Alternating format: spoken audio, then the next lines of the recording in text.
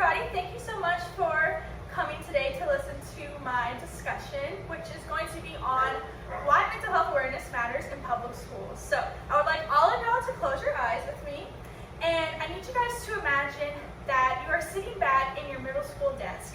For one of our audience members right now, this isn't going to be hard for her to imagine because she's currently living through what I will be discussing with you guys. So close your eyes and imagine that you are back in middle school. You're currently looking at the whiteboard and you're trying to figure out, what is my teacher teaching to me right now? You're starting to get anxious, you're feeling nervous, you can't quite understand what it is that she's speaking to you about.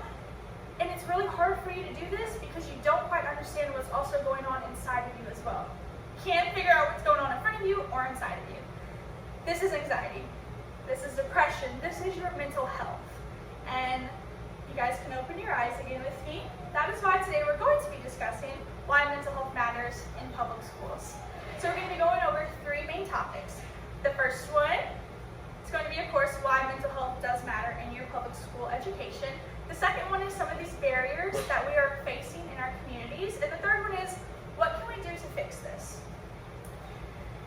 So, of course, starting off with our first one, why does mental health matter in public schools?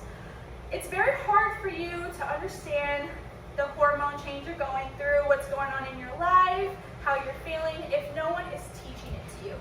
I was probably 16, 17 years old when I first realized what anxiety was. And it wasn't from a teacher at school. It was from my older sister who was learning it in college. And without her, I probably still to this day would not understand why I am the way I am. And looking at one of our younger audience members right now, I'm very thankful that she has people like us because unfortunately our public schools aren't teaching this to her. The CDC actually says that it's very important to implement this. They've done studies over the decades on different behavioral changes that they've reported in public schools when these public schools start introducing mental health topics at a younger age.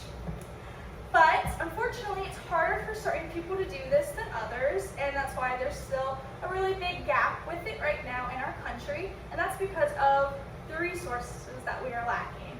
Due to fundings getting cut, teachers not having the proper education to then go on and educate these younger people, what is mental health? Why are you feeling this way? What are you going through? And a handbook actually called The History and Future of Our Schools discusses this the best, and that's why I picked it to share with you guys today.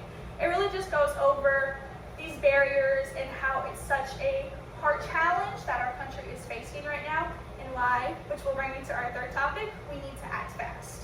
And third topic being, how can we improve on these barriers? This third topic's information comes from www.kff.org. They are a mental health organization, and what they focus their work on is how to educate communities on how to then go and educate other people. And their main point is getting your community's resources and providing it to your schools for free. If there's a local therapist in town, that local therapist can go and then educate the teachers in these schools to then learn how to go and educate their students better. And before we wrap up today, I wanted to share a beautiful piece of art with you guys. It says, "Be kind to your mind." I like to think of this piece of art as a garden, so to speak. So you have a garden and you're not watering it properly or giving it the proper nutrients, how can it grow?